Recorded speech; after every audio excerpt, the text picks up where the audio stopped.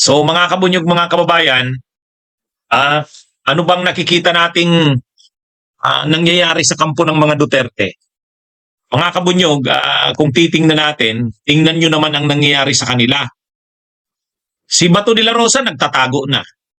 Si Pulong Duterte nag-request ng travel authority sa speaker ng Kamara, 2 buwan na mawawala.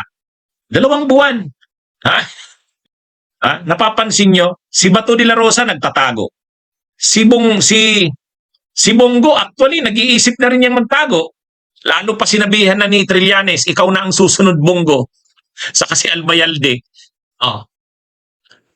Yung mga kakampi nila ng senador, si Jinggoy, Joel Villanueva, ayan, susunod na ang warrant of arrest sa mga yan. Maa-aresto na ang mga yan. Kaya yung mga senador na pro-Duterte, paubos ng paubos. Si Pulong Duterte, iniimbestigahan ng ICI, ayaw umattend. Pero may resolution si Congressman Tinio na imbestigahan yung mga projects ni Pulong sa Davao City. Anong ginawa ni Pulong? Gustong magbiyahe sa abroad ng 2 months mula December 15 to February 20. Anong ibig sabihin yan? Wala, kanya-kanya ng kanya-kanya ng diskarte kung paano kasi may kanya-kanya silang problemang kinakaharap ang pinakapuno nila si Duterte nakakulong sa ICC. Yung pinakamaingay nilang tagapagtanggol noon na mayabang si Kibuloy nakakulong. Si Roque na mayabang din noon nagtatago na doon sa The Hague, the Netherlands, sa Europe. Napapansin niyo mga kabunyog? Si Bato nagtatago na rin. Si Bongo magtatago na rin yan kasi sinabi na ni Trillanes, susunod ka na, Bongo. Napansin nyo, mga kabunyog, mga kababayan? Si Pulong Duterte, nag-request na ng travel authority pang 2 months. Ang best friend ni Pulong, na dating House Appropriations Committee Chair, na si Eric Yap, o ngayon, freeze na ang assets, sunod yan, ano na rin yan, aarestuhin na rin yan. Ang mga Diskaya, tao yan ng mga Duterte. O ngayon, nag-surrender na si Sara Diskaya doon sa NBI, wala pang ang warrant of arrest, surrender na. Yan mga, nakikita nyo mga kabunyog, mga kababayan. Yung kanilang mga maiingay na mga supporters tulad ni Kiko Marsaga, yun, suspendido sa Kamara. May mga kaso pang inciting to rebellion, inciting to sedition. Si Eric Celes may kaso rin ng inciting to sedition, inciting to rebellion. Kita nyo mga kabunyog, mga kababayan? Kaya ito? Sabi ko, kanya-kanya ng diskarte ang mga bahala ka na kung bahala ka na sa sarili mo kung paano ka Si Panelo nga, si Panelo, Duterte pa rin si Panelo, pero dumidikit na doon sa mga sumasabay na sana doon sa rally ng mga kakamping sa Dilawan, kaya lang nabu naman doon. Nakikita nyo, kumbaga mga kabunyog, mga kababayan, si Sara Duterte, kung ano-ano nang sinasabi, racket daw yung impeachment na yan. Habang papalapit ang 2026, wala na. Ang pag-asa na lang nila, manalo si Sara sa 2028. Ang problema, paano mananalo si Sara kung lahat sila nakakulong na, nagtatago na? Paano mananalo si Sara na yung mga tulad ni Bato, ni Bongo, nagtatago na o kaya nakakulong na sa ICC? Di ba? Kumbaga, ito nakakaramdam na, survival na, tama ka.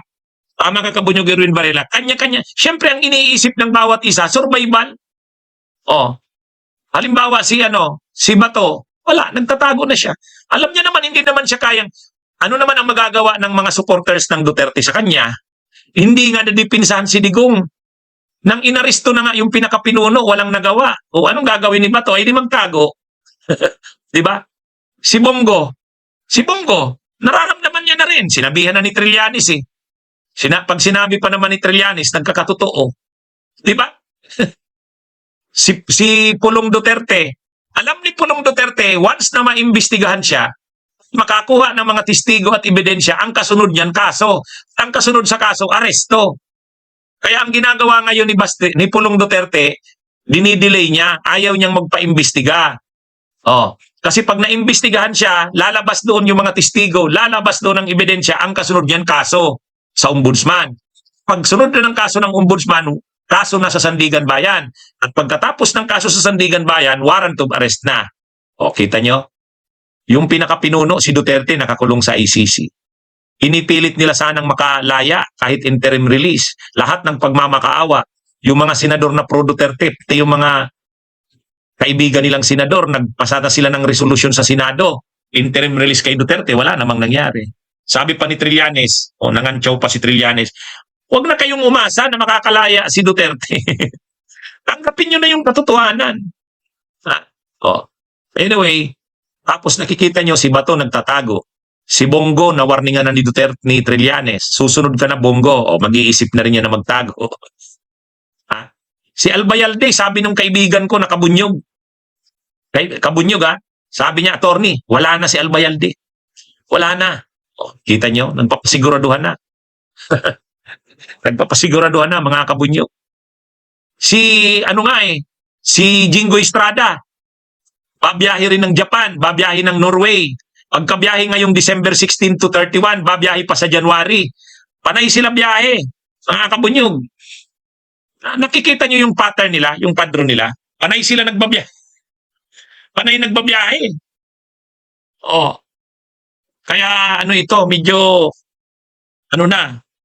kanya-kanya na silang kanya-kanya silang harap sa problema. Yung mga nagrarally nila ng mga leaders, may mga kaso. May kaso si Celes, may kaso si Kiko Barsaga, may kaso si Pukis, yung retired general na nagrarally, may kaso rin. Lahat sila may kaso. Sila? Pipilayan talaga ito. Pipilayan. Kaya, yung iniisip nila na pag 2028, si Sara ang malakas nilang kandidato. Si Sara mismo, pipilayan, dudurugin yan sa 2026. Paniwala kayo. Niligtas lang kasi nila Chis Escudero sa kanang Korte Suprema Pero hindi pa yan sa 2026.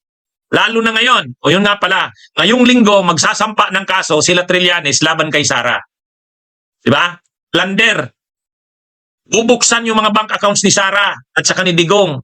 O, yan na. O, ano na to mga kabunyog? Sunod-sunod na yan. Sunod-sunod na.